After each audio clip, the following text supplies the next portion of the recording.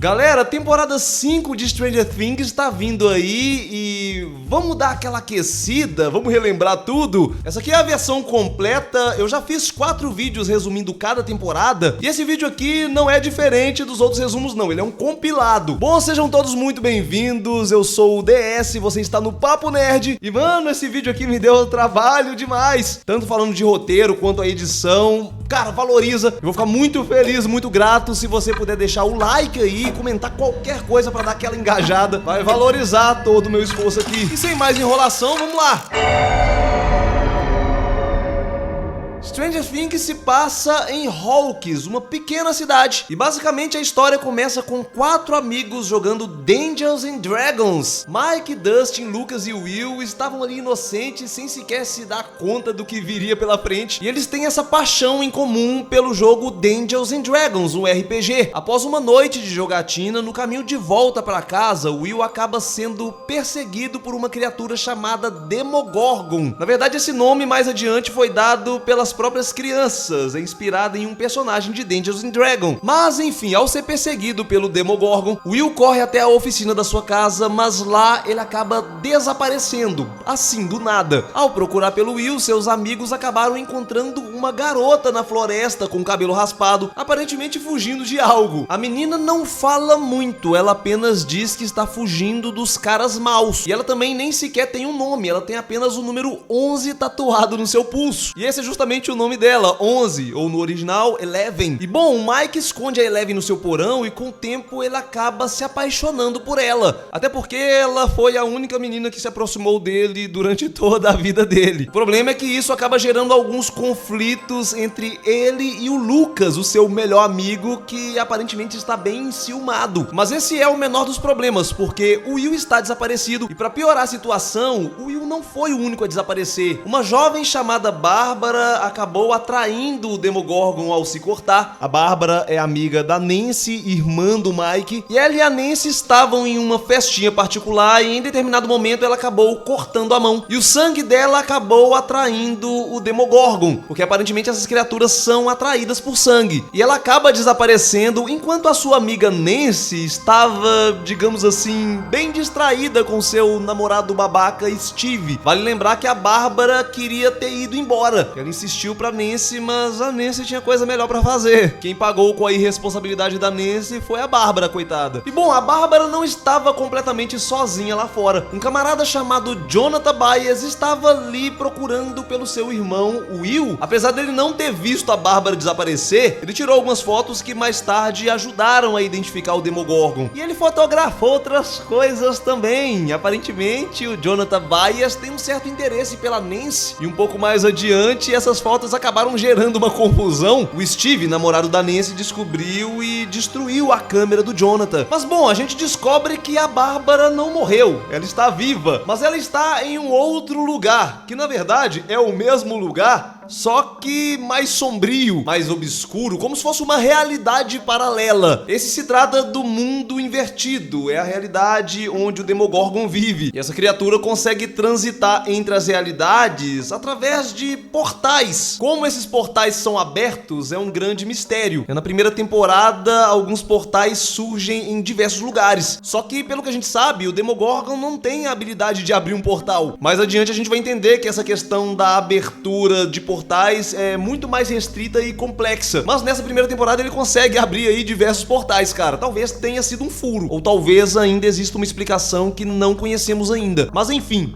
mais pra frente a gente conversa sobre isso. O que importa pra gente agora é que o Demogorgon levou a Bárbara pro mundo invertido. E aí você provavelmente deve ter ligado os pontos. Se a Bárbara está viva, significa que o Will pode estar também, certo? Pois é, a Eleven revela pros amigos do Will que sim, ele está vivo e ela até consegue fazer eles ouvir a voz dele pelo rádio. Acontece que a Eleven tem algumas habilidades psíquicas e telecinéticas. Um detalhe interessante é uma marca da personagem, ela sangra o nariz toda vez que ela usa os poderes. Usar os poderes requer um esforço, ela se cansa e pode chegar até a desmaiar dependendo. E além das habilidades, ela também parece saber exatamente o que está acontecendo com o Will. Só que ela não fala muito e por um tempo os amigos do Will até desconfiam um pouco se de fato eles podem confiar nela ou não. E, inclusive um dos motivos para eles não confiarem nela dela foi o fato de, após ela ter falado que o Will estava vivo, encontraram o corpo do Will no lago. A mãe do Will, Joyce Byers, foi fazer o reconhecimento e ela afirma que não, aquele não é o filho dela. Ela inclusive tem alguns outros motivos para acreditar que o seu filho ainda está vivo, já que de alguma forma ele tem se comunicado com ela através de luzes. Ela desenhou um painel na parede da casa dela, colocou algumas lâmpadas e o Will consegue interagir com essas luzes. E ela também chegou a testemunhar uma criatura tentando entrar na casa dela através de uma parede. Como eu já comentei, esse se trata do Demogorgon tentando abrir uma passagem. E bom, claro que ninguém acredita nos relatos da Nancy. E cara, realmente não tem como acreditar, todo mundo acredita que ela tá ficando maluca. Até que o delegado Hope começa a investigar o caso. O Hope é um cara, digamos assim, muito prático. É um cara de pavio curto, de muita atitude, mas é um cara que resolve, do jeito bruto dele, mas ele resolve, mano. E ele particularmente tem um interesse nesse caso, porque ele já teve uma filha, ele perdeu uma filha pro câncer, então entregar o Will vivo pra mãe tem um significado muito forte pra ele. E é justamente ele que descobre que o corpo do Will é falso, é um corpo de silicone. E aí, ligando os pontos e se aprofundando em investigar, ele descobre que de fato tá rolando uma conspiração em Hawkes, uma conspiração com uma aprovação do governo, e os laboratórios Hawkes estão envolvidos nessa conspiração. Eles estão fazendo alguns experimentos bizarros na cidade e de alguma forma eles estão ligados ao sumiço do Will e a sua morte forjada. O Hope então se junta com a Joyce para investigar e eles também acabam descobrindo que os laboratórios Hawkes estão envolvidos no desaparecimento de uma recém-nascida há cerca de 12 anos atrás. O nome da menina é Jane e eles vão até a mãe dessa menina, mas infelizmente após a perda da filha ela acabou ficando demente. Na verdade, segundo a tia da Jane, a criança morreu, o bebê morreu, mas a mãe nunca aceitou e ela insistia em acreditar em uma fantasia onde a sua filha tinha habilidades especiais e foi raptada por uma organização do governo. E claro, sabemos que tudo isso é verdade, porque a Jane é basicamente a Eleven. E a gente descobre que desde criança a Eleven é submetida a vários experimentos explorando suas habilidades. E a gente descobre que quem tá por trás desses experimentos é um camarada chamado Dr. Brenner. E os procedimentos são bem cruéis, mano. O pior de tudo é que a Eleven não entendia exatamente o que estava acontecendo. Ela inclusive chamava o Dr. Brenner de papai. Ela não entendia que ele estava fazendo mal pra ela. Ela ainda encarava ele como alguém que estava ali pra proteger ela. E bom, cara, basicamente agora nós temos aí 3 grupos procurando pelo Will. Além do Hope e da Joyce que estão investigando os laboratórios Hawkins, nós temos os garotos com a ajuda da Eleven que estão procurando pelo portal. Eles descobriram que tem uma questão do magnetismo. O portal causa uma interferência eletromagnética, fazendo com que as bússolas apontem pro portal e não pro norte. E além deles, nós temos também Nancy e Jonathan Byers, que estão juntos para procurar pela Bárbara e pelo Will. A Nancy chegou a ver um Demogorgon na floresta e ao comentar com o Jonathan identificou a descrição, porque basicamente batia com os relatos da mãe. E aí, dando uma olhada nas fotos, lá estava a criatura que ele acabou fotografando sem querer. À noite, investigando na floresta, a Nancy acabou entrando em um desses portais. Ela quase ficou presa no mundo invertido, mas por algum motivo esse portal se fechou e depois reabriu novamente e a Nancy saiu. Apavorada, ela pede pro Jonathan dormir no quarto dela. No bom sentido, cara, ela só ficou com medo mesmo. Eu entendo isso. Quem não entendeu isso foi o Steve, porque nessa noite o Steve tinha chamado ela pra sair e ela se recusou. E aí quando ele chegou na janela do quarto dela, lá estava ela sentada na cama com o Jonathan do lado. Mano, não dá margem pra outra interpretação. Ela recusa sair com o namorado e aí tá tarde da noite com o outro cara no quarto. E aí depois disso, o Steve, juntamente com seus amigos babacas, começaram a fazer algumas pichações pela cidade, chamando a Nancy de vagabunda. Isso acabou levando o Jonathan a brigar com o Steve. E o Steve tomou um couro, mas o Jonathan também não se deu muito bem não, porque quando a polícia foi tentar conter os dois, o Steve conseguiu fugir. O Jonathan acidentalmente agrediu um policial e ele acabou sendo levado preso. Pra piorar a situação, a polícia acabou encontrando no porta-mala do Jonathan algumas armas, armadilhas, combustível, porque basicamente ele e a Nancy estavam se preparando para caçar o Demogorgon. Vai explicar isso pra polícia. Mas felizmente, a essa altura, o delegado Hopper já estava ciente do que estava acontecendo e ele pediu pro Jonathan dar o voto de confiança e contar pra ele. E bom, dois grupos já se juntaram aqui, ainda faltam as crianças. E as coisas não estão mais fáceis pras crianças não, porque basicamente agora eles estão sendo caçadas pelo Dr. Brenner. Eles precisaram fugir de casa e se esconder, mas o Hopper acabou encontrando eles. E todos eles foram esconder em segurança na escola. E nesse momento a Eleven revela que ela consegue localizar a Bárbara e o Will. E cara, essa é uma habilidade interessante. Com o tempo vocês vão descobrir que a maior habilidade da Eleven é gritar. É, mano, a coisa mais legal que ela faz é gritar. E toda vez que ela grita é sucesso. É sucesso. Vocês vão ver. Mas a habilidade de localizar as pessoas é bem legal também. Ela consegue rastrear as pessoas como se ela estivesse viajando com a sua consciência. É como se ela estivesse lá. Inclusive foi num desses rastreios que ela acabou encontrando pela primeira vez um Demogorgon, enquanto ela ainda estava lá nos laboratórios Hawks. E foi justamente por causa desse contato com o Demogorgon que o primeiro portal para o mundo invertido foi aberto. Mas enfim, cara, voltando aqui a falar da Bárbara e do Will, para que Eleven consiga rastrear eles, ela precisaria de um tanque de privação sensorial. É basicamente um tanque com água que vai privar ela de escutar o que está acontecendo ao redor, para ela conseguir se concentrar apenas nessa habilidade dela. Eles então fazem um tanque improvisado ali com a ajuda do professor Clark, que é um professor entusiasta da ciência que sempre ajuda os garotos ali nos trabalhos de ciências, e ele explica que eles precisam de muito sal na água para fazer esse tanque caseiro. E bom, com o tanque preparado, a Eleven consegue localizar a Bárbara. Infelizmente, ela já está morta há algum tempo, mas ela também encontra o Will. Ele não tá muito bem não, um dia sem se alimentar no mundo invertido, mas ele tá vivo. Hope e Joyce então vão até os laboratórios Hawks para tentar acessar o portal, mas infelizmente eles acabam sendo capturados pelo Dr. Brenner. Mas o Hope propôs um acordo um tanto questionável. Ele pede para que os laboratórios permitam que eles tentem salvar o Will, entrar no mundo invertido e trazer o Will de volta. Os laboratórios também deveriam deixar as crianças em paz. E em troca, ninguém nunca mais falaria sobre isso, ninguém mencionaria sobre o assunto, ninguém responsabilizaria os laboratórios Hawks por nada do que tenha acontecido, além também de entregar a Eleven. Sim, cara, o Hope prometeu entregar a Eleven. O Dr. Brenner aceitou o acordo e, de fato, o Hope revelou a localização da Eleven. Essa atitude divide um pouco os fãs, mas eu particularmente entendo que nesse momento o caso do Will era de extrema urgência. Ele precisava ser resgatado imediatamente, senão ele ia morrer, e o Dr. Brenner não faria nenhum acordo que não envolvesse ter a Eleven de volta. Conhecendo o personagem, cara, a gente sabe, o Hope, apesar de ser um cara sangue quente, ele é um cara extremamente analítico, ele raciocina muito. Ele sabia que essa era a única forma entre ter uma criança livre e a outra criança morta, e ter uma criança livre e a outra presa como cobaia. É, mano, a segunda opção realmente parece mais racional. Resolve o problema do Will, que é mais urgente, e nada impediria eles de depois tentar resolver o problema da Eleven, uma coisa de cada vez. Bom, mas enquanto isso, Jonathan e Nancy voltam com o plano de caçar o Demogorgon. Eles vão até a casa do Jonathan e quem chega lá nesse momento é o Steve. Por incrível que pareça, o Steve veio pedir desculpas pro Jonathan. A verdade é que no fundo, o Steve nem é tão babaca assim, mas as amizades que ele andava estragavam ele um pouco. E além do mais, ele também gosta muito da Nancy, de verdade. E isso trouxe nele uma vontade de melhorar. Inclusive, ele se afastou dos amigos e foi até a casa do Jonathan pra se desculpar. E cara, definitivamente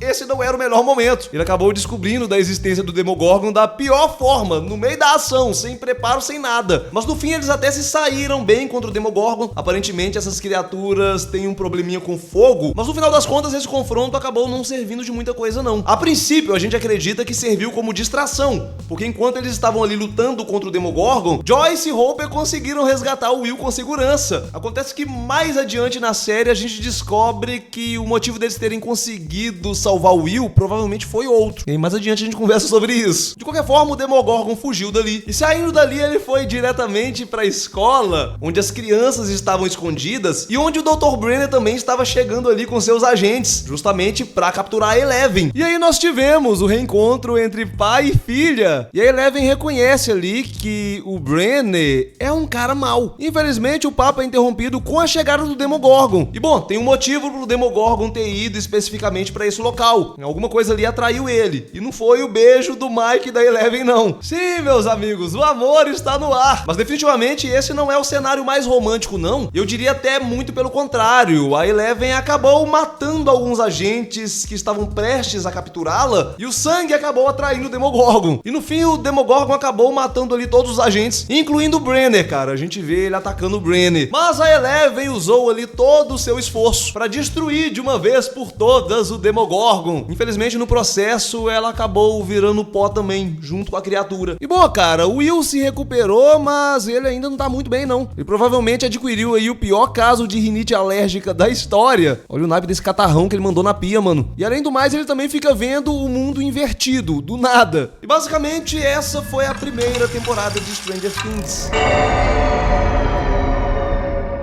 Bom, cara, a segunda temporada começa com a revelação de que a Eleven não morreu, pra surpresa de 0 pessoas, né? Você não achou que a protagonista fosse morrer na primeira temporada. Basicamente, quando ela destruiu o Demogorgon, ela foi parar no mundo invertido, mas ela encontrou um portal ali semi-aberto e ela própria, com seus poderes, conseguiu expandir esse portal. Essa é uma habilidade que ela ainda está desenvolvendo, ela consegue abrir portais. Outra habilidade que ela tem melhorado é aquela habilidade dela rastrear pessoas. Agora ela consegue fazer isso sem precisar de um tanque de privação sensorial. Só de tampar os olhos e colocar algum tipo de ruído pra abafar o som, ela já consegue usar essa habilidade. Inclusive, essa é a única forma que ela tem de ver o Mike. Porque basicamente 1 ano se passou e a Eleven agora está morando com o Hopper. Acontece que o relacionamento deles começa a ficar meio problemático, porque ele é super protetor, ele não deixa ela sair, ele tem medo dela ser capturada. E pra piorar a situação, ela descobre que sua mãe está viva. O Hopper havia mentido sobre isso. Então, depois deles se desentenderem, a Eleven vai até a sua mãe e ela descobre o triste estado da sua mãe. Infelizmente, ela não consegue se comunicar com ela, mas ela decide tentar fazer isso através da sua habilidade. Estando ali de frente com a sua mãe dentro da sua cabeça, a Eleven acaba descobrindo mais uma habilidade. Ela consegue ver as lembranças de uma pessoa. Ela descobriu que ela foi raptada logo quando ela nasceu. Tentaram fazer a mãe dela acreditar que a filha dela havia morrido, mas ela sabendo que não, ela sabendo que a sua filha foi sequestrada pelos laboratórios Hawkins, ela foi até lá e encontrou a sua filha brincando com uma outra criança, a 8. Infelizmente, ela acabou sendo capturada e ela passou por um procedimento que deixou ela no estado de demência em que ela se encontra hoje. Vale lembrar que quem estava por trás desse procedimento era o Dr. Brenner, juntamente com um camarada que até então a gente não conhece, a gente não sabe quem é. E meus amigos, se existe uma 11, existe pelo menos mais 10 e nos é apresentado essa 8. A 8 tem uma habilidade muito interessante. Ela consegue criar alucinações na cabeça das pessoas e a Eleven conseguiu chegar até ela. E a 8 usa as habilidades da Eleven de rastrear as pessoas pra chegar em um cientista que era aquele mesmo camarada que trabalhava com o Dr. Brenner. A 8 vive vingando dos laboratórios Hawkins, caçando as pessoas que já fizeram mal pra ela. E de fato, elas foram até lá pra matar o cientista, mas a Eleven acaba voltando atrás. Ela impede a 8 de matar o cientista. E aí quando a polícia chega e eles precisam fugir, a Eleven acaba seguindo o seu próprio caminho. Enquanto isso, lá em Hawkins, um camarada chamado Billy acaba de chegar na cidade. Logo de cara, ele começa a implicar muito com o Steve, e apesar do Steve não ser mais aquele babaca que ele era, aparentemente o karma veio. E o Billy também tem uma irmã, a Max, e especialmente o Dusty e o Lucas ficaram apaixonados por ela, mas o relacionamento dela com o irmão não é dos melhores, não. Acontece que eles não são biologicamente irmãos. O pai dele é casado com a mãe da Max, e ele claramente não gosta dela, inclusive ele é agressivo com ela. E cara, sinceramente, dá pra piorar. Além de tudo, o cara é racista. Extremamente. Ele, inclusive, fica muito puto quando vê a Max próximo do Lucas. Ele odeia o Lucas. E meus amigos, a Max se juntou ao time, mas não foi logo de cara, não. Com o tempo, eles acabaram atraindo a curiosidade dela. Quando o Dustin reuniu os amigos pra mostrar o seu novo pet que ele encontrou numa lata de lixo. Cara, o Dustin achou essa criatura estranha aí. O negócio parece um girino. O pior de tudo é que essa criatura tá crescendo, mano. E o Will logo identifica. Mano, esse girino é basicamente o catarrão do Will. Lembram que ele escarrou aquele bicho esquisito na pia? Pois é, mano. É uma criatura do mundo invertido. Quando o Will revela isso pros amigos, eles querem matar a criatura, mas aí o Dustin já se conectou afetivamente com a criatura, ele esconde, mano. O problema é que a Max acabou se envolvendo em tudo isso e ela não entende exatamente o que está acontecendo e os amigos ficam excluindo ela porque ela não pode saber. Faz parte do acordo que eles têm com os laboratórios Hawkins. Ninguém mais além deles pode saber o que está acontecendo. Só que lógico, a Max começa a se sentir frustrada e então o Lucas decide contar toda a verdade. Mas claro, mano, a história é absurda, ela não acredita. Mas bom, o caso amoroso do Lucas, o Girino crescendo são os menores dos problemas. O Will continua tendo aquelas visões do mundo invertido e ele tem visto uma criatura gigante. Ele falou sobre essa criatura com a sua mãe, a Joyce, e a Joyce compartilhou essa informação com seu namorado, o Bob. Sim, cara, a Joyce tá namorando e não é com o Hopper, mas a gente gosta do Bob também. O Bob é um cara muito legal, muito amável, muito simpático. E é lógico, a Joyce não contou toda a verdade pro Bob. O Bob acha que o Will está tendo pesadelos e o Bob chega a dar um conselho pro Will. Ele diz pro Will que quando ele era criança, ele tinha pesadelos também e ele ficou livre desses pesadelos quando ele foi corajoso. A única coisa que o Will precisaria fazer quando ele estivesse dentro desse pesadelo é encarar a criatura ali de peito aberto, dizer pra criatura que ele não está com medo. E então, apesar de estar apavorado, o Will decidiu aplicar esse conselho quando ele teve uma nova visão do mundo invertido. E não deu certo não, mano. Lógico que não seria fácil. É muito pelo contrário. Teria sido melhor se ele tivesse continuado fugindo. Ele ficou parado ali e a criatura acabou entrando pra dentro dele. E bom, cara, depois disso o Will começou a fazer alguns desenhos estranhos. Esses desenhos de alguma forma se conectavam. O Hopper acreditou que esses desenhos se tratavam de cipós. E aí ele se lembrou de algo muito estranho que ele viu em uma plantação de abóbora. Por algum motivo, as abóboras da cidade estão morrendo e o Hopper decidiu cavar uma dessas plantações. Ele acabou descobrindo algumas cavernas subterrâneas e essa caverna está ligada ao mundo invertido. Ela tem esses cipós vivos e o Hopper acaba sendo capturado. E o Will sentiu que o Hopper estava em perigo, porque basicamente o Will agora tem uma conexão com o mundo invertido. Essa criatura que está lá no mundo invertido é basicamente o Devorador de Mente. Esse é o nome que os meninos dão pra ele. E a mente do Will agora está conectada ao Devorador de Mentes. Ambos compartilham das mesmas sensações, das mesmas visões. E isso é bom e ruim, porque por um lado o Will consegue saber o que o Devorador de Mentes está pensando, o que ele está planejando, mas por outro lado o Devorador de Mentes também consegue saber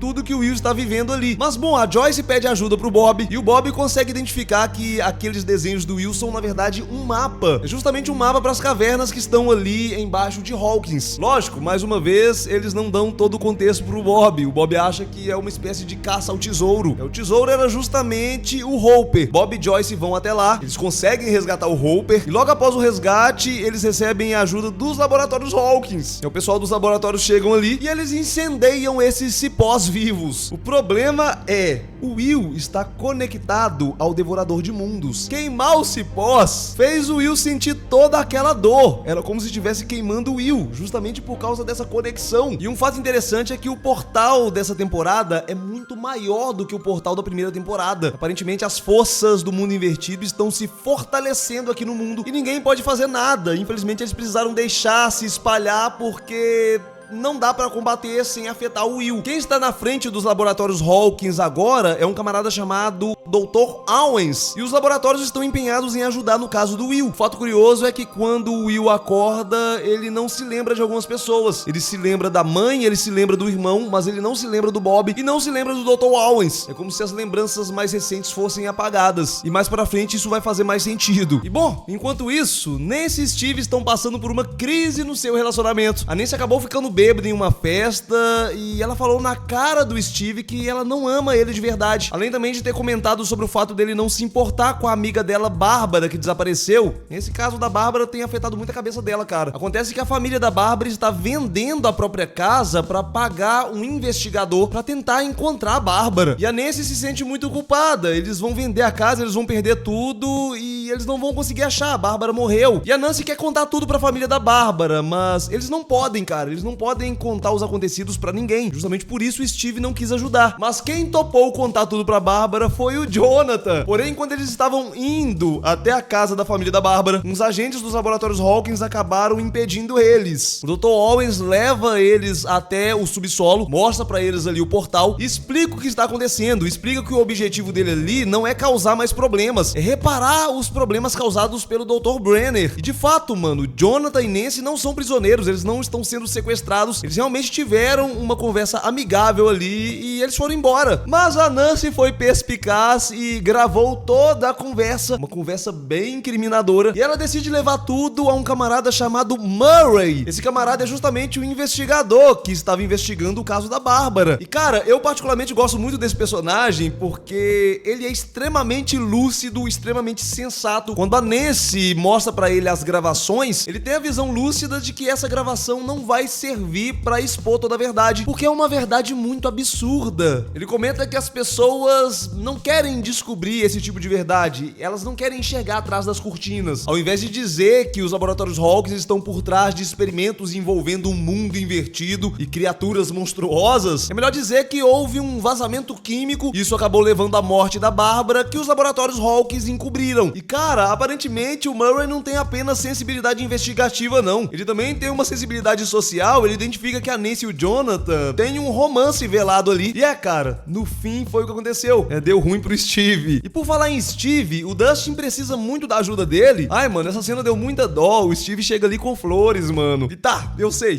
que ele era um babaca, mas agora ele não é mais. Mas enfim, basicamente o Dustin precisa da ajuda dele porque o pequeno D'Artagnan, aquele girino, já deixou de ser um girino. Ele basicamente virou um democão, mano. Sim, uma espécie de Demogorgon quadrúpede. Ele inclusive devorou o gato da mãe do Dustin. E bom, Steve então se junta ao Dustin pra ajudar. Eles vão até o Ferro Velho e o Lucas e a Max se juntam a eles. E pra surpresa de todos, basicamente todo mundo descobre ali que não existe apenas um Democão. Existem vários. E bom, palmas pro Steve, que deu o maior exemplo de coragem. Ele enfrentou as criaturas ali, ele fez o possível pra proteger as crianças das criaturas. Com o tempo a gente descobre que o Steve é a melhor babá dessa série. Mas bom, não foi a coragem do Steve que resolveu o problema. A verdade é que muito provavelmente todos eles seriam devorados. Mas os Democães simplesmente foram embora, do nada. Porque basicamente lá nos laboratórios Hawkins estava acontecendo outra coisa. Devido ao fato do Will ter essa conexão com o Devorador de Mentes, Will revelou pro pessoal dos laboratórios que havia um lugar das cavernas onde eles deveriam ir, justamente para eles conseguirem matar de uma vez por todas o Devorador de Mentes. Acontece que se tratava de uma armadilha e o Will confessa que o Devorador de Mentes obrigou ele a mentir. Infelizmente, todos os soldados enviados ali são mortos, cara, são devorados pelos Democães. Exatamente por isso os Democães fugiram, eles estavam vindo até as cavernas para matar os soldados. Todas as criaturas do mundo invertido trabalham com uma mente coletiva. Nesse momento, o Devorador de Mentes enviou todos os Democães para as cavernas. Devido a isso, a Joyce chega à conclusão que o melhor se fazer é sedar o Will. Indiretamente, ele tá espionando eles ali, ele está colocando eles em risco. Para piorar a situação, o Devorador de Mentes ordenou o ataque aos laboratórios Hawkins. Quando todos eles ficam trancados nas instalações dos laboratórios, a única salvação está nas mãos do Bob, porque basicamente o sistema precisa ser reiniciado e o Bob é o único programador do ambiente. De fato, ele consegue abrir as portas, ele consegue salvar todo mundo, mas na saída ele é atacado por um dos Democães e ele acaba morrendo. Mano, essa cena é muito triste. Infelizmente, ele é devorado ali na frente da Joyce, cara. E bom, cara, basicamente eles chegam à conclusão ali que eles precisam derrotar o Devorador de Mentes. Quem tá por trás de tudo é o Devorador de Mentes. Derrotando ele, acaba tudo, cara. Tudo se resolve. Basicamente, eles precisam fazer duas coisas: separar o Will do Devorador de Mentes e fechar o portal. Fechar o portal? Como? Como que eles vão fechar o portal? Claro, com a ajuda de uma certa garotinha numérica decimal. Sim, meus amigos, ela voltou, finalmente. E um fato curioso é que isso só acontece quase no fim da temporada. E até esse momento, ninguém sabia que ela estava viva, apenas o Hopper. Inclusive, a princípio, o Mike fica muito bravo com ele ali. Mas cara, depois todo mundo entende, era pra proteção dela. Nesse momento, todo mundo começa a se entender, pra falar a verdade. O Hopper pede desculpa pra Eleven. Ele explica, inclusive, o fato dele ser super protetor. Ele ainda não tinha contado pra ela sobre a Sarah, a filha dele que morreu, e o fato dele ter perdido ela faz ele ter esse excesso de cuidado para com a 11. Ele tem muito medo de perdê-la, mano. Ele também pede desculpa por não ter contado a verdade sobre a mãe dela. Quem está se acertando também é o Steve e a Nancy. Se acertando no sentido de que o Steve compreende. Ele tá tranquilo de deixar ela seguir o caminho dela, apesar de ainda estar gostando dela. Mano, o cara tá dando um show de maturidade. E ele continua sendo a melhor babá. Mais uma vez, ele vai ficar com as crianças. Enquanto isso, a Nancy vai com a Joyce e o Jonathan pra tentar aquecer o Will. Nós já vimos que as criaturas do mundo invertido têm problemas com calor, e eles chegam à conclusão que se eles esquentarem bastante o ambiente, isso pode fazer o Will repelir o Devorador. E bom, cara, enquanto isso, lembram do Billy? Pois é, cara, o Billy está procurando pela Max, mas não é porque ele se preocupa com ela, não. Na verdade, o pai do Billy está obrigando ele a procurar pela irmã. A gente descobre, inclusive, que o pai do Billy é alguém extremamente agressivo, e isso explica o Billy ser do jeito que ele é. O Billy passa na casa da Nancy pra investigar. A mãe da Nancy e do Mike, a Caria Wheeler, atende ele. E o que acontece nessa cena é muito inusitado. O Billy dá uma paquerada nela ali, mano, e ela corresponde. E lembrando que ela é casada, cara. Mas enfim, ela revela que possivelmente eles estão na casa do Will. Ao chegar lá, o Billy dá de cara com o Steve. O Steve tenta desconversar, ele fala que as crianças não estão ali. Mas aí a Max aparece na janela. O Billy entra e a primeira coisa que ele faz é ameaçar o Lucas. E a gente sabe por quê. Mas a babá Steve tá ali pra resolver. E mais uma vez a gente tem o Steve apanhando pra caramba. Mano, o Steve tem várias qualidades. A habilidade de luta corporal não é uma delas. Mas no fim a Max acaba sedando ele. E com o Steve ainda desacordado, eles vão até as cavernas, contrariando a vontade do Steve. E eles começam a queimar tudo, mano. Ao mesmo tempo que o Will está sendo aquecido. Depois de gritar de dor ali, ele conseguiu expelir o Devorador de Mentes. E agora sim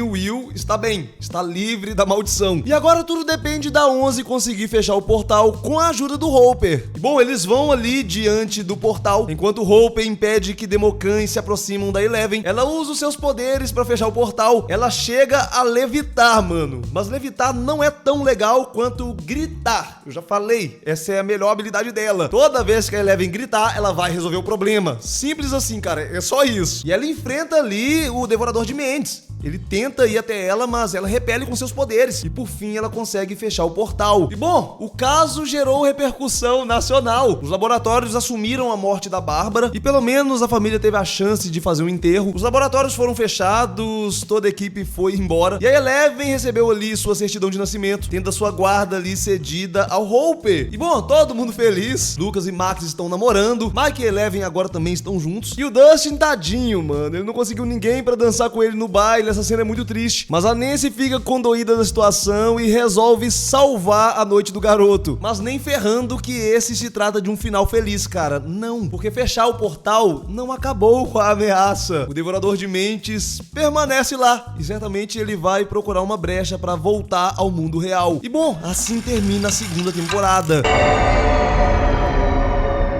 Um ano depois que a Eleven fechou o portal, uma organização soviética simplesmente reabriu o portal, utilizando uma espécie de canhão super tecnológico. E o Dustin acabou acidentalmente interceptando uma transmissão russa enquanto ele tentava falar com a Suzy, sua namorada. Sim, cara, o Dustin está namorando, mas esse namoro é um grande mistério. Essa suposta namorada é de outro estado, ele teria conhecido a Suzy em uma colônia de férias, e segundo ele, ela é mormon e por isso ela não pode usar o telefone, e aí eles se comunicam pelo rádio. E assim, numa historinha meio mal contada, todo mundo desconfia se essa Suzy realmente existe. Mas agora provar a existência da namorada do Dustin é o menor dos problemas. O Dustin leva a gravação russa até o Steve e eles conseguem decifrar com a ajuda da Robin. A Robin é uma colega de trabalho do Steve, ela é fluente em russo e os dois trabalham em uma sorveteria do shopping. Sim, cara, agora a cidade tem um shopping. Basicamente a gravação russa era um enigma, eles conseguem decifrar e eles descobrem que tem algo muito criminoso acontecendo no shopping. Como eles trabalham no shopping, eles sabem uma forma de acessar o galpão por dentro. Mas para isso eles vão precisar da ajuda da Erika, a irmã do Lucas, uma menina que a princípio parece ser bem chatinha, mas depois ela se mostra extremamente inteligente e prática. E bom, o plano é ela entrar nos dutos de ventilação. E cara, ela consegue abrir a sala por dentro. Ao entrar na sala, eles acabam ficando trancados lá dentro e eles descobrem que a sala é um grande elevador. E esse elevador dá direto a uma base militar russa subterrânea super tecnológica. Sem chamar muito a atenção dos russos, eles conseguem entrar em uma das salas. O problema é que tinha um soldado lá, e foi justamente nesse momento que pela primeira vez na vida, o Steve venceu uma luta. Mas o Steve acabou não ficando invicto por muito tempo não. Eles foram detectados, precisaram fugir. O Steve e a Robin seguraram a porta ali para que Dustin e Erika fugissem em segurança.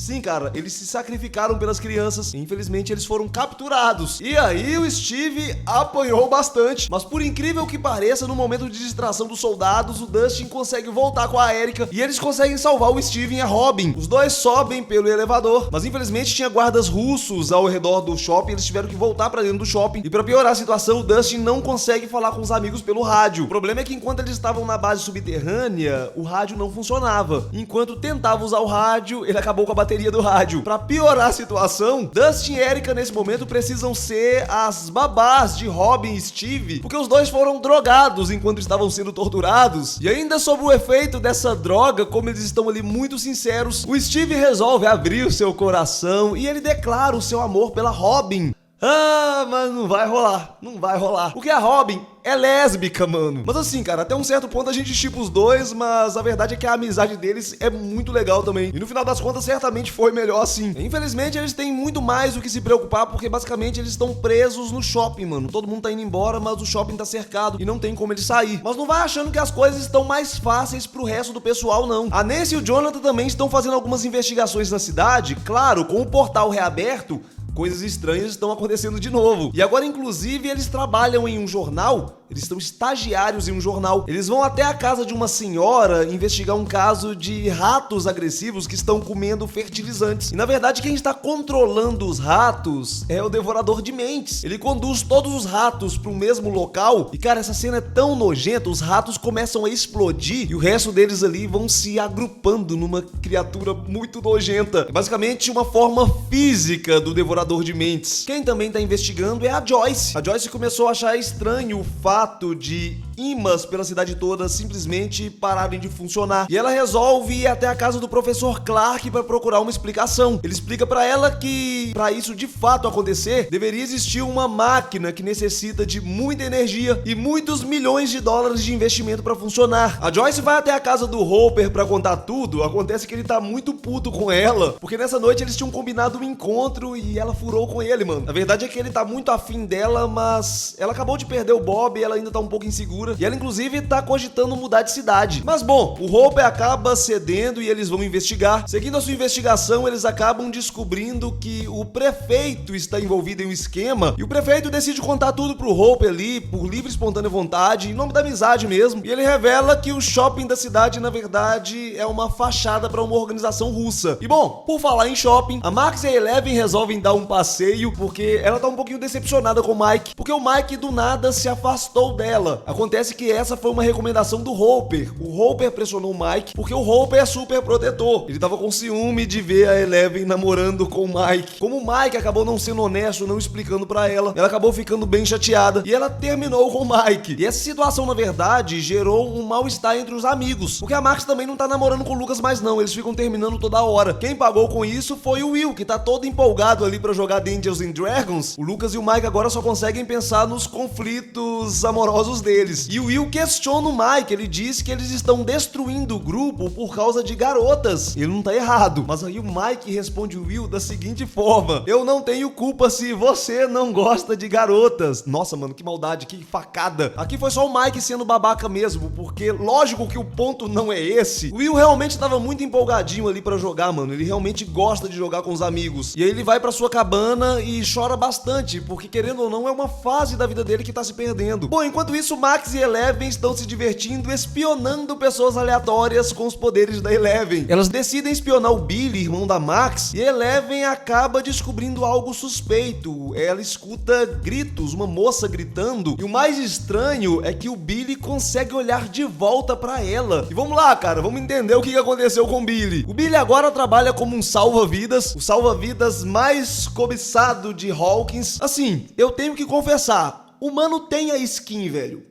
Ele tem a skin. E a mulherada não para de secar ele. Inclusive as coroas. Sendo uma delas a mãe do Mike. E o Billy aparentemente tá muito afim dela também. E eles chegam a marcar o encontro. A Karen se arruma toda pro encontro. Mas na hora de sair, ela olha pro seu marido ali com a sua filha no colo e ela acaba desistindo. E bom, o Billy, sem saber que a Karen está prestes a furar com ele, ele tá lá todo confiante indo pro seu encontro, quando de repente uma criatura passa na frente do seu carro e ele sofre um acidente. Ele desce do carro, não encontra muita coisa, mas logo logo ele é capturado. E no dia seguinte ele volta a trabalhar nesse estado. Credo, amigo, o que houve com a skin? Esse cara não tá muito bem, não. Acontece que ele está assim por causa do calor. E você provavelmente já ligou os pontos. Nesse momento ele se tornou um hospedeiro do Devorador de Mentes. E ele vai até o vestiário pra tomar uma ducha gelada ali. O Devorador de Mentes precisa de temperaturas mais baixas. A amiga dele, a outra salva-vidas que reveza turno com ele, vai até o vestiário preocupada com ele pra saber se tá acontecendo alguma coisa. Infelizmente a salva-vidas acaba sendo raptada pelo Billy e ele leva ela até o Devorador de Mentes carne moída pra que ela entre pro time também. Quem também acabou entrando pro time foi os pais dela. E pra tornar as coisas ainda piores, o pai da Heather, a salva-vidas, é o chefe da Nancy e do Jonathan. E claro, com esse camarada agora sendo controlado pelo Devorador de Mentes, eles vão se dar muito mal no trabalho. Eles voltaram na casa da senhora, mas infelizmente ela também já está sendo controlada pelo Devorador de Mentes. Diferente da segunda temporada, mano, o Devorador de Mentes não tem um único hospedeiro, não. Ele tem vários. O negócio se espalhou pela cidade inteira. E quando o Jonathan e a Nancy voltaram da investigação, sem muito papo, o chefe deles simplesmente mandou eles embora. E bom, com tudo isso acontecendo, o Will sente que o Devorador de Mentes está de volta. E exatamente por isso os amigos têm que deixar suas diferenças de lado para se reunir novamente. Após eles compartilharem as informações, eles chegaram à conclusão que o Billy é o hospedeiro e eles conseguem atrair e prender o Billy dentro da sauna do clube. Ao aumentar bastante a temperatura, o Billy chega a chorar na sauna. Ele chora igual um bebê e ele pede desculpa para Max pelas coisas horríveis que ele está fazendo. Ele diz que ele não queria fazer essas coisas, ele está sendo obrigado. Mas bom, infelizmente o Billy acaba escapando da sauna e aí até rola um confronto dele com a Eleven. A Eleven se sai melhor e ele acaba fugindo. E bom, eles precisam descobrir onde é o esconderijo do Devorador de Mentes. A Eleven tenta usar os seus poderes ali pra localizar qualquer uma das pessoas desaparecidas. Ela só consegue ver o Billy. E ele tá ali, cara, de boa, sentado na cama dele. Aparentemente uma armadilha. Ela só consegue ver ele porque é o que o Devorador de Mentes está permitindo ela ver. Ela se aproxima dele ali. Quando ela se aproxima dele, ele toca no braço dela. E aí ela começa a ver as lembranças do Billy. Ela começa a ver a infância do Billy. Ela vê ele ali brincando com a sua mãe. É uma pessoa muito carinhosa, muito amável. Aparentemente ele sente muita saudade dela. E a Eleven descobre que a mãe dele foi embora porque o pai dele é muito agressivo. E mano, o Billy é um camarada que a gente acaba sentindo muita dó dele. O cara é um babaca, o cara é um escroto injustificado. Mas vendo o passado dele, a gente entende que ele é assim justamente por causa da criação dele. O pai dele estragou ele. Um outro fato interessante é que esse mal que está controlando ele, de alguma forma se agarra ao trauma. Enquanto isso, o Devorador de Mentes está lá absorvendo todas as pessoas. Todos que ele estava controlando agora estão ali se juntando à forma física dele. E agora, estando enorme, o Devorador de Mentes vai até a Eleven. Ele começa a fazer alguns ataques ali. A princípio, a Eleven consegue resistir muito bem, mas por fim ela acaba tendo a sua perna ferida. E bom, enquanto isso, no shopping as coisas também não estão muito agradáveis, não. Nossa turminha tá cercada por soldados russos e quando tudo parecia perdido, do nada um carro voador passa ali acertando todos os soldados. E claro, mano, a Eleven chegou ali pra salvar eles. E aí foi aquele encontro lindo, tanta coisa pra contar, tantas aventuras vividas. Tava todo mundo feliz, mas do nada a Eleven cai ali gritando de dor. Aparentemente naquele ferimento dela tem algo vivo, mano, se mexendo. Ela própria usa os seus poderes ali pra tirar essa criaturinha. E essa foi a sua última demonstração de poder nessa temporada. Essa pequena parte do Devorador de Mentes estava ali drenando os poderes dela. E nesse momento quem se juntou a eles também foi o Hopper. E o Hopper nesse momento é o cara que veio trazendo a solução. Ele sabe exatamente o que ele tem que fazer para fechar o portal. Porque basicamente enquanto ele estava investigando com a Joyce, ele descobriu um esconderijo russo e ele sequestrou um dos cientistas. Esse cientista não sabia falar inglês, exatamente por isso eles levaram o cientista até o Murray, que fez uma recepção ali muito amistosa. Ele ficou muito empolgado em receber um russo na sua casa. Mas assim, cara, a verdade é que o Alexei, esse cientista russo, aparentemente não era uma má pessoa não, e a gente até começa a gostar dele. No fim, ele só queria uma vida normal americana. Tem um momento que eles vão até um parque e ele se diverte bastante. Parece uma criança, mano. E quando a gente começa a gostar dele, E logo em seguida ele é assassinado por um agente russo. Mas antes de morrer, pelo menos ele revelou tudo que precisava ser feito. E bom, a verdade é que todo mundo vai precisar fazer a sua parte. E o Dusty e a Erica serão fundamentais porque eles conhecem a planta. O Hopper vai descer, mas o Dusty e a Erica vão precisar guiar ele. E agora vai separar todo mundo de novo. Steve e Robin vão levar o Dusty e a Erica até a antena. Aquela mesma antena de rádio que o Dusty usa pra conversar com a sua namorada. Enquanto isso, Hopper, Murray e Joyce vão descer até o subsolo. A Nancy vai levar o restante das crianças pra algum lugar seguro. O problema é que quando ela tenta ligar o carro simplesmente não liga porque alguém sabotou o motor. Esse alguém foi justamente o Billy. Dá pra piorar? Dá pra piorar. O Billy não veio sozinho não, o Devorador de Mentes também está no shopping. O Steve escuta pelo rádio o que está acontecendo lá no shopping e ele decide voltar com a Robin pra tentar ajudar. E de fato, ele salvou a vida da Nancy. Ele chega ali no momento exato de impedir que ela seja atropelada pelo Billy. Enquanto isso, Hopper e Joyce estão lá no subsolo. Eles se disfarçam de soldados russos. E a Joyce decide dar uma chance pra ele, cara. Eles até marcam um encontro. Mas primeiro eles precisam sobreviver, só que tem um problema. Eles precisam passar por um painel com uma senha. A senha é o número constante de Planck. Acontece que o Murray anotou esse número errado. Mas o Dustin conhece alguém que sabe o número de cor. A sua namorada, a Suzy. E sim, cara, a Suzy é real. Ela é uma nerd, ela é uma hacker, ela é uma gênio, mas pro Dustin ajudar ela obriga ele a cantar a música deles. Eles têm uma música que eles cantam juntos, e a cena é ao mesmo tempo fofinha e constrangedora, porque eles estão fazendo isso no rádio com todo mundo ouvindo. E bom, eu não gostaria de estragar a magia desse momento, mas isso aqui não é possível, tá? Não dá pra duas pessoas cantarem ao mesmo tempo na rádio, a transmissão tem atraso. Mas enfim, bom, o Billy está lá caçando a Eleven, eles tentam fugir ali, mas não dá não, o Billy nocauteia os três e ele carrega a Eleven até o Devorador de Mentes. Mas nesse momento a Eleven tenta apelar para as lembranças boas dele. Ela começa a falar da mãe dele e cara, ela consegue trazer ele de volta pelas boas lembranças. Quando o Devorador de Mentes está prestes a atacar a Eleven, o Billy entra na frente e enfrenta o Devorador de Mentes. Ele se sacrificou para salvar a Eleven e tudo isso na frente da Max, mano. E cara, eles estão ficando sem tempo. A Joyce e o Hopper precisam desativar o canhão, mas para isso, os dois precisam girar duas chaves ao mesmo tempo. Acontece que o Hopper está em confronto com um soldado russo. Ele até consegue se dar bem, ele consegue se livrar do soldado jogando ele ali no reator, mas como o tempo tá muito curto, a Joyce acabou encontrando uma forma de virar as duas chaves, utilizando ali um cinto. Infelizmente, virar a chave dessa forma vai sacrificar o Hopper, mas não dá tempo, mano, não tem como ele sair dali e ele apenas dá sinal pra ela fazer o que precisa ser feito. E aí o canhão explode e o Hopper morre.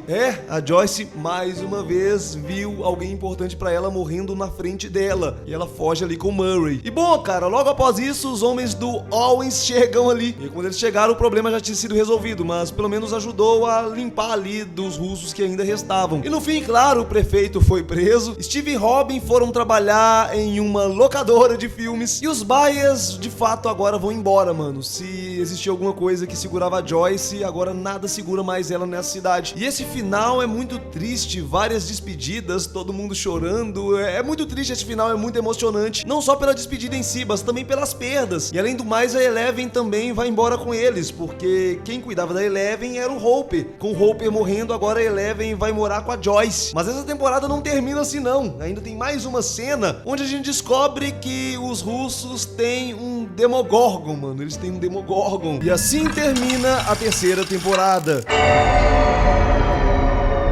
Você chorou no fim da terceira temporada, mas enxugue as suas lágrimas. O Hopper está vivo, meus amigos. Você chorou à toa. Acontece que quando o assunto é personagens principais, os roteiristas de Stranger Things são o Batman. Eles não matam.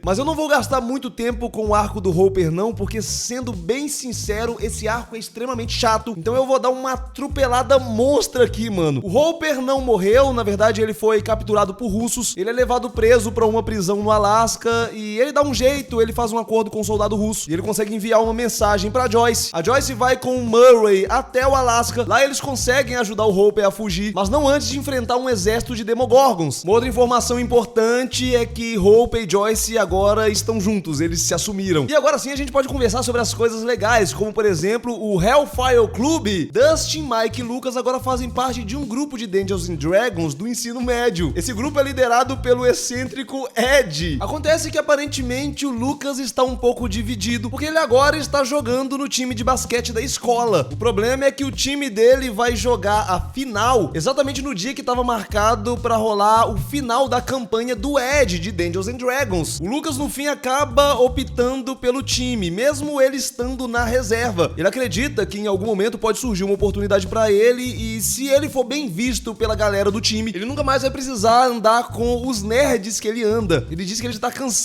de sofrer bullying, mano. Basicamente ele quer andar com os caras populares da escola. Mike e Dusty então começam uma saga para procurar um substituto pro Lucas e eles acabam chamando a Erika, que no começo o Ed chegou a subestimar por causa da idade, mas foi só ela abrir a boca que ela já conquistou a confiança dele. E bom, no fim realmente surgiu a oportunidade pro Lucas jogar na final e ele fez o último ponto, o ponto do desempate. O cara virou o herói da escola. Ao mesmo tempo, a sua irmã se tornou a heroína do Dungeons and Dragons, porque basicamente ela derrotou o Vecna. E bom, o Lucas sai da quadra bem feliz, mas ele fica um pouco sentido ao ver os seus amigos lá comemorando o fim da campanha com a Erika. É, cara, não dá pra ter tudo, né? Não dá pra ter as duas coisas. Escolhas são escolhas. E bom, uma moça chamada Chrissy se encontra com o Ed na mata, mas basicamente ela não está lá por ele, ela quer comprar drogas, né? O Ed também vende drogas. E mano, eu me identifico muito com esse personagem, não por causa das drogas, caramba, não é por isso não. O Ed tem uma banda, mano, o Ed é um roqueiro. E sei lá, mano, eu fiquei fã desse personagem logo de cara. Eu também tenho uma banda.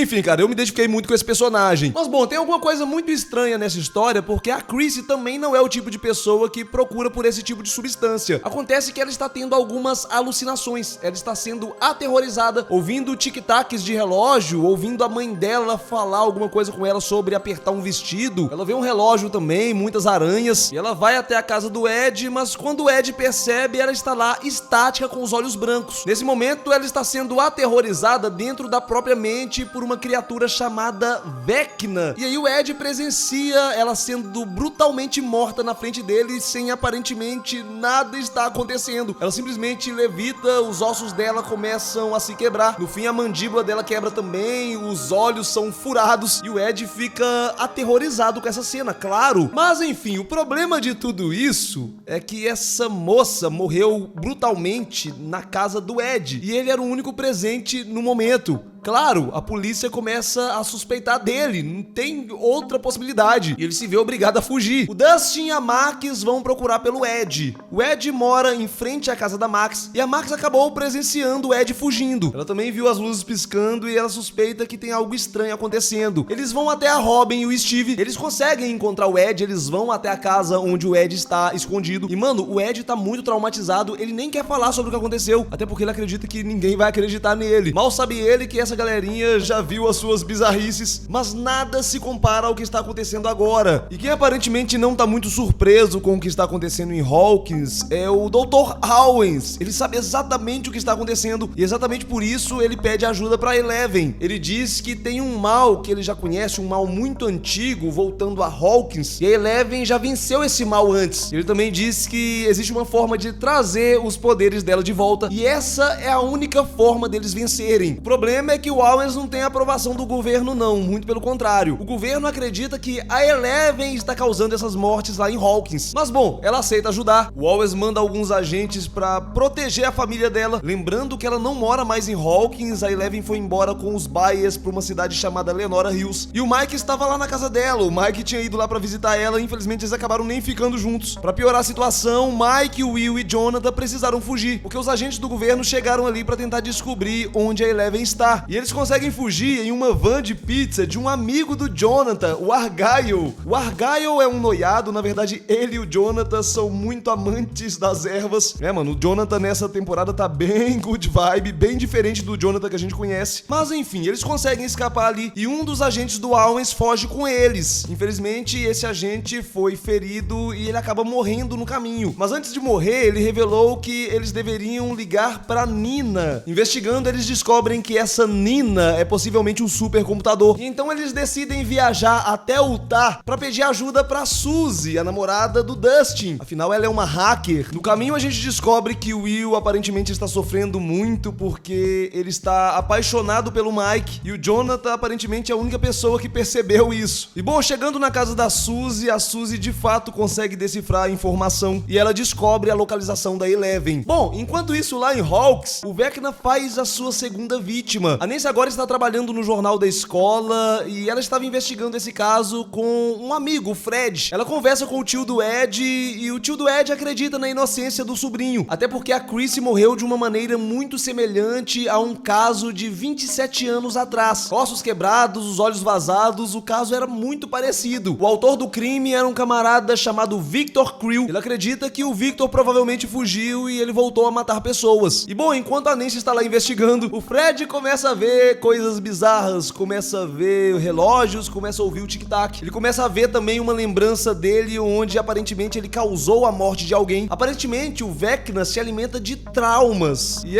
cara, chegou a vez do Fred. Ele morre exatamente da mesma forma que a Chris morreu. E bom, Nancy e Robin vão até o manicômio, elas se disfarçam ali de alunas de psicologia e elas conseguem ir até a cela do Victor. E o Victor conta pra elas o que aconteceu. Ele comprou uma mansão com dinheiro herdado do seu tio-avô, mas o filho dele era uma criança muito sensitiva e ele sentia que algo ruim estava acontecendo, algo estranho na casa. As luzes piscavam, animais começaram a aparecer mortos, eles começaram a ter visões aterrorizantes, até chegar o momento que esse mal que estava ali na casa matou a esposa dele na frente dele, assim como a Chris morreu. O Victor então tentou salvar os seus filhos, mas aí ele foi transportado para uma lembrança. Ele se viu na França quando ele estava na guerra. Basicamente esse é um trauma que ele carrega. Ele ordenou atacar uma casa acreditando que haviam soldados inimigos ali, mas era uma casa de civis. Quando ele entrou na casa, tinha um bebê sendo queimado vivo, gritando de dor. Um detalhe interessante é que ele diz ter conseguido retornar à realidade ouvindo a voz de um anjo. Basicamente estava tocando uma música na casa dele. Esse é um detalhe muito importante, mas infelizmente já era tarde demais. Quando ele volta à realidade, os filhos dele já estavam estirados ali no chão e ele foi preso acusado de ter matado toda a sua família. E esse caso é muito curioso porque esse assassinato aconteceu há cerca de 30 anos atrás, isso muito antes da Eleven ter aberto o primeiro portal. Como que o Vecna veio do mundo invertido se na época não existia portal? Enquanto isso, a Max vai até a sua terapeuta. A Max nessa temporada tem sofrido bastante, inclusive ela se distanciou de todo mundo, terminou com o Lucas, ela se culpa muito pela morte do Billy. Acontece que a Chrissy, a primeira vítima do Vecna, também fazia terapia com a mesma terapeuta da Max. Eles vasculham os arquivos e eles descobrem que a Chrissy e o Fred tinham muito em comum. Eles tinham os mesmos sintomas, dores de cabeça, insônia, sangramento nasal, eles ouvem vozes. E até aí tudo bem. O problema é que a Max também está com esses mesmos sintomas. E ao analisar as datas, eles descobrem que, ao que tudo indica, ela vai morrer nas próximas 24 horas. Mas enquanto isso, tem um outro camarada sentindo os mesmos sintomas também. Um rapaz chamado Patrick também já está escutando a voz do Vecna. E bom, o Patrick é amigo do Jason, o capitão do time, e o Jason era namorado da Chris. E ele, convencido que o Ed matou a Chris,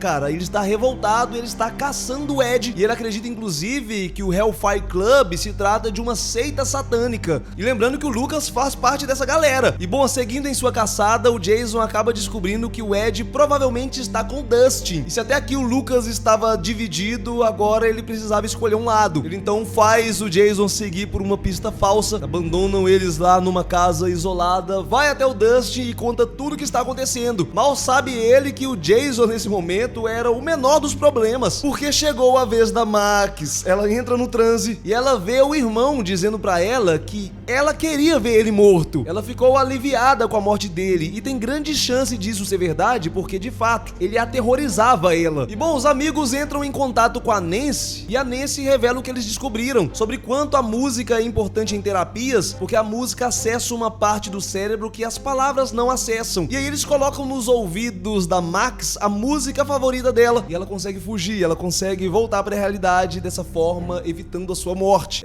Batman, o roteirista, ataca novamente. E bom, cara, a Max esteve dentro da mente do Vecna. Ela decide desenhar o que ela viu. A Nancy descobre que esses desenhos são um quebra-cabeça. E juntando as peças, se trata de uma mansão. A mesma mansão do Victor Creel. Eles vão até a mansão e eles começam a identificar os sinais. As aranhas, o relógio. E eles começam a ver as luzes piscando também, mesmo sem eletricidade. E basicamente essas luzes, na verdade, são o Vecna lá no mundo invertido. Nesse momento ele está ali, ele vai até o sótão, porque esse é o lugar que ele precisa se conectar toda vez que ele ataca alguém na realidade, no mundo real. E dessa vez ele está ali para atacar o Patrick. Chegou a vez do Patrick. E bom, nesse momento o Patrick está junto com o Jason atrás do Ed. Eles conseguem encontrar o Ed, eles vão até a casa onde o Ed está escondido. Quando Jason e Patrick nadam até o Ed, o Patrick levita e morre ali na frente do Jason. E o Jason agora tem certeza absoluta que o Ed é líder de uma seita satânica e ele consegue convencer praticamente toda a cidade disso, mano. E bom, a Nancy e o pessoal conseguem se encontrar com o Ed na floresta, só que foi um pouco difícil encontrar ele porque aparentemente a bússola não está apontando para onde deveria.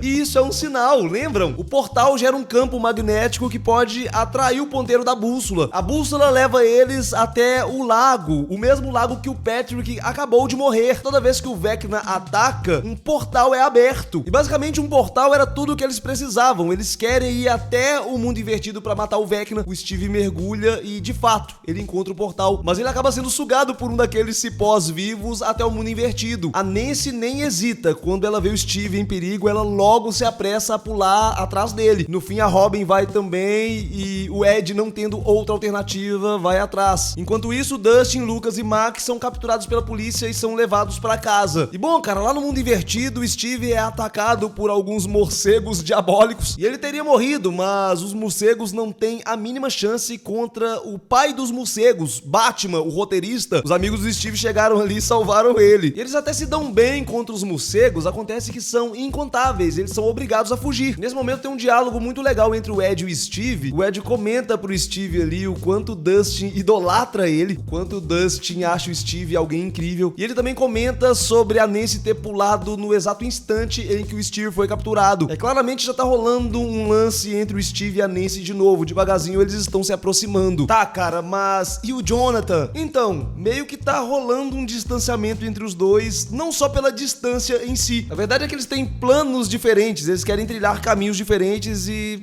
tá rolando esse esfriamento entre eles. E a Nancy ao longo da temporada vai demonstrando estar interessada no Steve novamente. O Steve a gente sabe, ele nunca deixou de gostar da Nancy. E mesmo sem o Ed saber o que rolou entre os dois, ele incentiva o Steve a reconquistá-la. E bom, cara, tudo que existe no mundo real existe no mundo invertido. Eles têm a ideia de ir até a casa da Nancy e pegar umas armas que ela tem escondida. Acontece que chegando lá, eles descobrem que o mundo invertido não é um espelho exato da realidade, pelo menos não em tempo real. O mundo invertido é uma cópia de 1983. Eles estão em 86. 83 foi justamente o dia que o Will foi levado pro mundo invertido. Foi quando essa realidade foi criada. E esse assunto ainda é um mistério, mas tudo será explicado na quinta temporada. E bom, nesse momento, Dustin e Max estão também na casa da Nancy. E eles até conseguem se comunicar pelas luzes. E eles combinam de todo mundo ir pra casa do Ed, porque possivelmente tem um portal lá muito mais acessível. Lucas, Dustin, Max e Erika conseguem fugir. Eles se encontram lá no trailer e essa cena é muito legal. Eles conseguem deixar um lençol flutuando ali porque a gravidade é invertida. E todos eles conseguem voltar para a realidade, menos a Nancy. Quando a Nancy está fazendo a passagem, ela se vê em um outro lugar. Na verdade, ela nem chegou a passar, ela está em transe. Ela está dentro da mente do Vecna. O Vecna diz que sabe que ela foi procurar por ele e ele decide contar toda a sua história, revelar quem de fato ele é. Mas antes da gente comentar sobre isso, a gente tem que falar sobre a Eleven,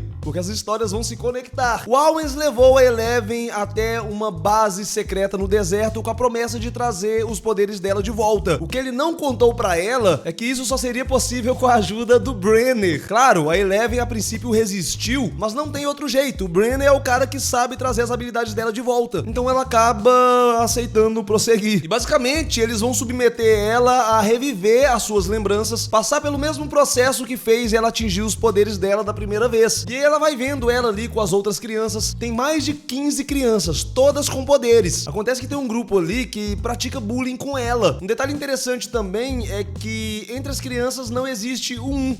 As crianças começam a partir do 2. E o 2 aparentemente é o mais forte deles. Pelo menos era o que ele achava. Tem um camarada chamado Henry, que é como se fosse um ajudante do Brenner. E ele fica envenenando a Eleven. Ele fica estimulando ela a usar os seus poderes, se concentrando sempre em lembranças tristes que causam revolta a ela. E ele também fica o tempo inteiro colocando a Eleven contra o Brenner, falando que ele mentiu pra ela, que ele está planejando o mal pra ela. E bom, de fato, se concentrar em lembranças traumáticas fez a Eleven derrotar o 2 em um duelo. Isso acabou piorando a situação dela, porque o 2 prometeu matá-la. E bom, o Henry faz a cabeça da Eleven até convencer ela de fugir. E quando ela chama o Henry pra fugir com ela, ele diz que não pode, porque tem um rastreador na nuca dele. Mas aí ela tira, ela consegue remover esse rastreador. Mal sabia ela que esse rastreador, na verdade, era um inibidor. E é justamente nesse momento que é revelado que o Henry